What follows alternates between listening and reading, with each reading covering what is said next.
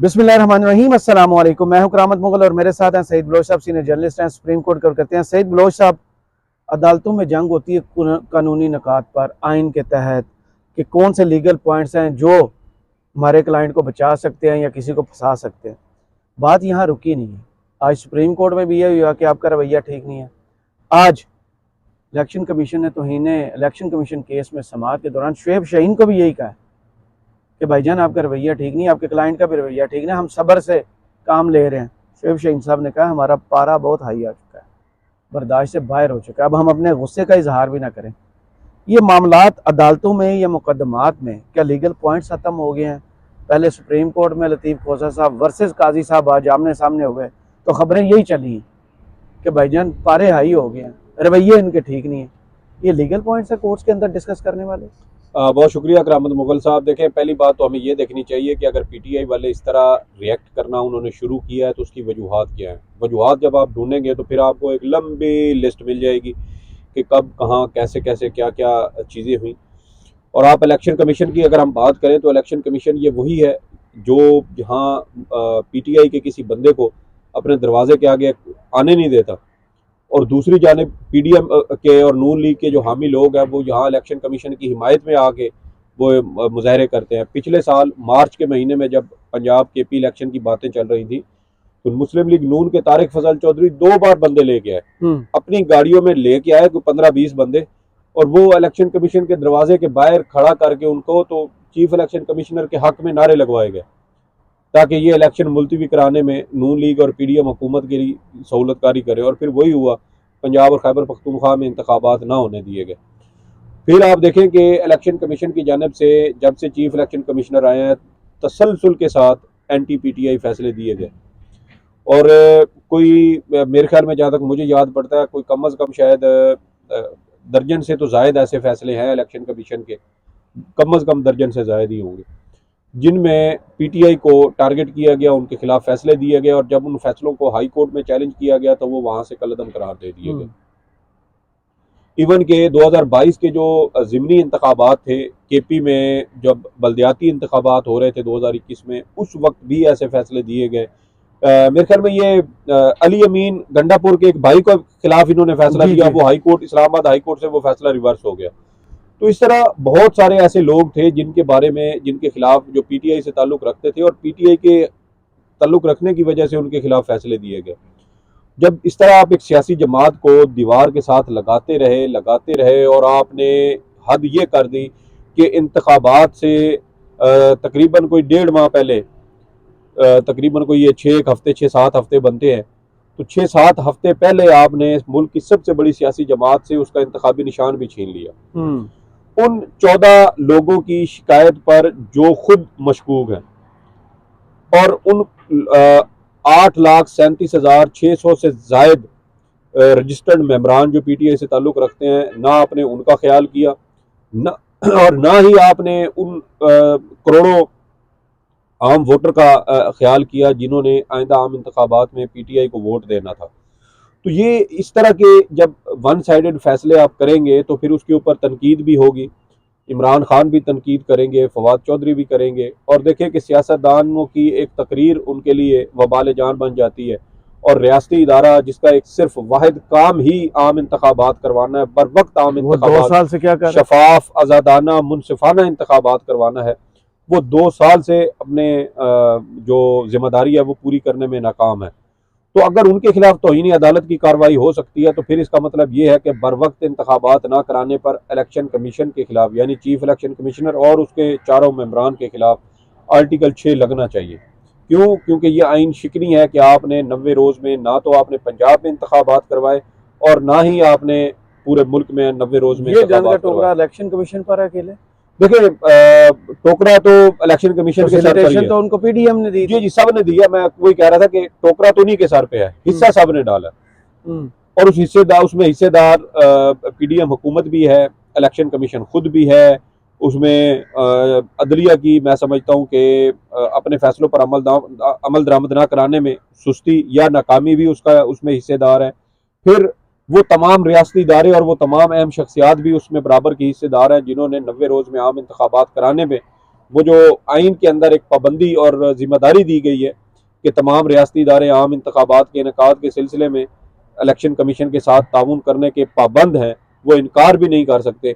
उन लोगों ने भी इनकार किया, उन रियासती इदारों ने भी इनकार किया, उन्होंने फंड्स नहीं दिए, सिक्योरिटी एहलकार न फराम किए गए, पुलिस एहलकार नहीं फराम किए गए। तो ये एक पूरा एक प्रोसेस था और ये प्रोसेस सारा इलेक्शन कमीशन के सामने हुआ, वहाँ पर इंतखाबात नहीं हुए। और उसके बाद अगर तलखी आई है मुस्लिम लीग पाकिस्तान तहरीक इंसाफ, देखें ना आपने एक बल्ले का निशान, आज कोर्ट के अंदर क्या हुआ, काजी साहब वर्सेस लतीफ एक केस खोसा चल साहब। रहा था, फिर वो सर्विस मैटर था, मुलाजमत से मुतल्लिक एक जी। केस। तो उसमें लतीफ खोसा साहब चीफ जस्टिस की अदालत में पेश हुए और उन्होंने कहा कि हमारा तोशा खाना फैसला कलअदम करार देने के हवाले से हमारी एक दरख्वास्त आपके पास, वो इमरान खान वाली जो उन्होंने की थी हाई कोर्ट के फैसले के खिलाफ, तो वो दरख्वास्त आपके पास पेंडिंग है, तो उसको जल्द समाअत के लिए मुकर्रर कर दें। उस पर फिर चीफ जस्टिस ने अपने फिर एक बार दिल की भड़ास निकाली, अपने जो ताने तुनके उन्होंने देने थे वो उन्होंने दिए। उन्होंने कहा कि आप हमारे सामने आकर वो रिलीफ भी मांगते हैं और बाहर जाकर हमारे ऊपर इल्ज़ाम भी लगाते हैं। तो ये जो है आप अपनी वो जल्द समाअत के लिए एक दरख्वास्त दायर करें, तो कानून के मुताबिक हम देखेंगे कि जो रिलीफ बनता हुआ हम आपको देंगे। तो ये इस तरह काजी साहब ने ये बात की और वही बात के वो जो क्या कहते हैं उसको सास होती है ना, सही पप्पे कुटनी टाइप जो होती है, क्या कहते हैं उसे, मुझे नहीं पता। अच्छा चलिए, वैसे इतने आप बोले नहीं हैं। आप शादीशुदा हैं? आप वीडियो करें। अच्छा तो वो किसी भी रिश्ते को नहीं ना कहते, जो फफे कुटनी आप वैसे यूज कर हाँ सकते हैं। पप्पे कुटनी, सॉरी, चलें हम ऐसे चलते हैं। हाँ अब ठीक है। हाँ, तो काजी साहब ने वो ताने जो है ना, वो उन्होंने दिल के मारने थे, भड़ास निकालनी थी, वो उन्होंने निकाल ली। तो अब मुझे ये नहीं लगता कि इमरान खान साहब को उसमें उस केस में भी कोई रिलीफ मिलेगा। देखिए जब एक दफा आदम एतमाद कर दिया वो कर दिया, वैसे तो फिर विड्रा कर ले। बिल्कुल भी यही बनता है, या तो ये कहें कि भाई हमारी दरखास्त किसी और बेंच के सामने लगा दें। अब ये भी देखना है कि क्या काजी साहब वो दरखास्त अपने बेंच में लगाते हैं या किसी और बेंच में लगाते हैं। आपको कोई शक है? जब सर्दियों की छुट्टियां चल रही थी ना सुप्रीम कोर्ट में, काजी साहब छुट्टियों पर थे और पीछे कायम मकाम चीफ जस्टिस सरदार तारिक मसूद थे, तो उन्होंने केस सुना था। अब देखना ये है कि क्या वो दोबारा वही बेंच सुनेगा या इसको काजी साहब अपने बेंच के आगे लगा लेते हैं। वैसे अब काजी साहब को खुद भी असूली तौर पे ये मुकदमा अपने सामने समाअत के लिए मुकर्रर नहीं करना चाहिए। क्या मेरी एक तस्हीह कर दीजिएगा, साइफर केस और लेवल प्लेइंग फील्ड, जस्टिस अतर मनीला दोनों बेंचेस का हिस्सा थे, उसके बाद क्या उन्होंने कोई केस सुने? अभी तक किसी बेंच का हिस्सा हुआ? नहीं, बेंच का हिस्सा हैं, कल भी वो जस्टिस मंसूर अली शाह के बेंच का हिस्सा थे। अच्छा। और लेकिन यह है कि काजी साहब ने उनको अपने बेंच से अलग कर दिया है और सारे अहम केसेस अब काजी साहब का बेंच सुनता है। वो देखा है हमने, जस्टिस मुसर्रत हिलाली साहब का जो जी जो उनकी याददाश्त वापस आई हाँ, थी ना, वो उनकी याददाश्त पतली शॉर्ट टर्म मेमोरी लॉस के शिकार हो गई थी या क्या चक्कर था, लेकिन बहरहाल उनके 2 दिन के बाद उन्हें पता चला हो या केस ने सही सुने हैं। ऐसा सही सुना, हमने ही सुना। तो ये चीजें चल रही हैं सुप्रीम कोर्ट में। लेकिन जस्टिस अतर बिन साहब हों, जस्टिस सरदार तारिक मसूद हों या जस्टिस मंसूर अली शाह हों, ये 3 जज थे जिन्होंने इससे पहले वो फैसला साइफर वाला सुना था और उसके अंदर जस्टिस अतर बिन साहब की जानिब से बड़ा उन दिनों काजी साहब नहीं लिखा थे। गया। बिल्कुल, मैं वही कह रहा हूँ कि अब काजी साहब देखना ये है कि असूली तौर पर तो उन्हें खुद पीटीआई का केस नहीं सुनना चाहिए और ना ही पीटीआई को अपना केस कोई उनके सामने पेश करना चाहिए। अगर कोई केस लगता भी है तो वो माजरत के साथ कह दें कि भाई हम आपके ऊपर अदम एतमाद का इजहार कर चुके हैं। तो शफाफ ट्रायल और इंसाफ के तकाज़ों को, असूलों को मद्देनजर रखते हुए आप हमारा मुकदमा किसी और बेंच के सामने लगा दें। बिल्कुल सही। तो मेरे ख्याल में अगर ये शायद सूरत हाल पेश ना आए कि चीफ जस्टिस खुद ही उनका मुकदमा ये तोशाखाना वाला या दूसरा ये किसी और बेंच के सामने लगा दें, मुमकिन ये है कि शायद वही बेंच बना दिया जाए जो जिसने गर्मी सर्दियों की छुट्टियों में ये केस सुना था। तो ये चीज़ें हो सकती हैं। अब देखना ये है कि पीटीआई जब अर्ली हियरिंग की एप्लीकेशन फाइल करती है तो फिर उसके बाद कब इस हफ्ते तो मेरे ख्याल में शायद अब मुश्किल हो, मुमकिन है कि अगले हफ्ते पीर मंगल या किसी रोज़, ये भी हो सकता है कि हंगामी तौर पर भी अदालत इस केस को सुन ले, क्योंकि आज मंगल है और बुध जुमेरात जुम्मा 3 दिन अभी रहते हैं।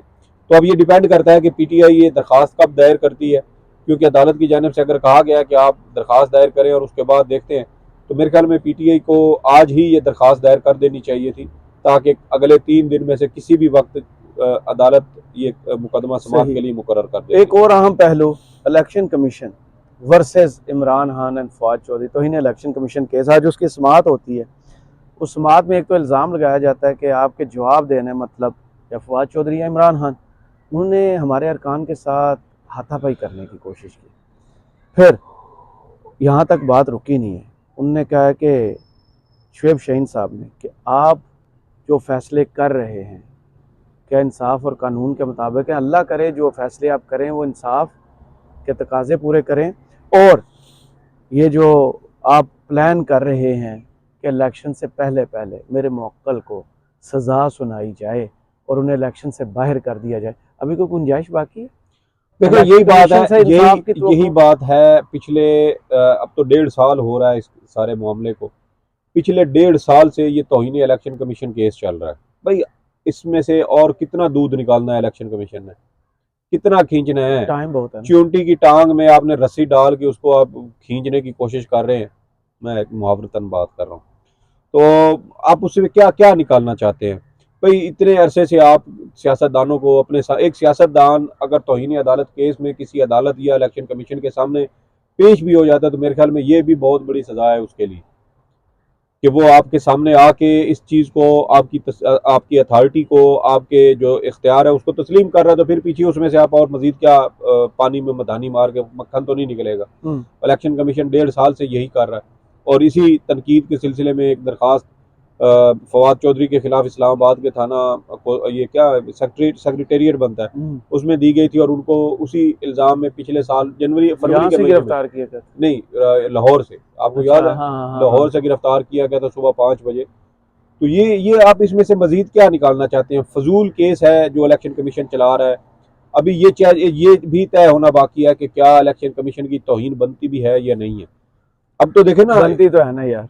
इस्लामाबाद हाई कोर्ट के जो जज हैं, जस्टिस बाबर सत्तार हों या जस्टिस अतर मीनल्ला हो, ये वो लोग हैं जो तौहीन अदालत के कानून या उसकी जो एक ज़ाब्ता या असूल या पैरामीटर्स हैं उसके ख़िलाफ़ ये राय दे चुके हैं कि भाई ये तौहीन अदालत तो अब पूरी दुनिया में ये चीज़ें ख़त्म हो रही हैं, और आप यहाँ पर अभी भी लोगों को तौहीन अदालत लगाओ। यहाँ पर सिर्फ तौहीन अदालत नहीं, अब तौहीन इलेक्शन कमीशन भी है।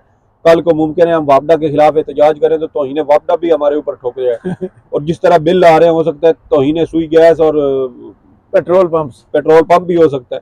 तो ये इंतहाई भूंडी किस्म की मेरे ख्याल में ये चीज़ें हैं, इनको कंसीडर नहीं करना चाहिए। एक सियासतदान के आप पिछले 1.5 साल से आप उनका ट्रायल कर रहे हैं, वो आपके पास आते हैं, आपके कमीशन के सामने पेश होते हैं और अपना जवाब भी जमा करवा देते हैं। उसके बाद आप उसमें से क्या निकालना चाहते हैं? तो मेरा नहीं ख्याल कि अगर ये एक मुतासिब इलेक्शन कमीशन अगर इमरान खान के खिलाफ ये केस चला के उसको कोई सजा दे भी देता तो उसकी कोई अहमियत और वक़्त नहीं होगी। और इमरान खान साहब ने अगर ये कहा है कि आप अपनी जिम्मेदारी अदा करने में नाकाम रहे और आपके ऊपर आर्टिकल 6 लगना चाहिए, तो मेरे ख्याल में वो बिल्कुल दुरुस्त कह रहा है कि भाई 90 रोज़ में इंतखाबात करवाना आपका फ़र्ज़ था, आपकी ड्यूटी थी।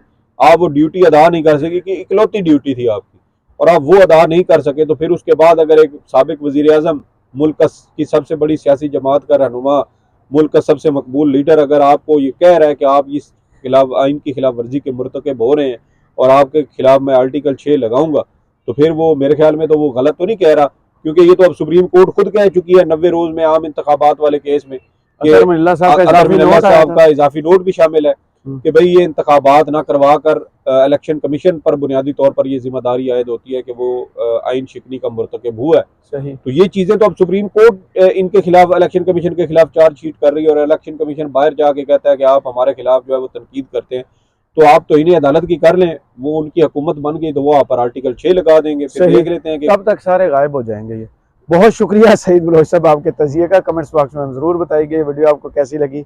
इजाज़त दीजिए, अल्लाह हाफ़िज़।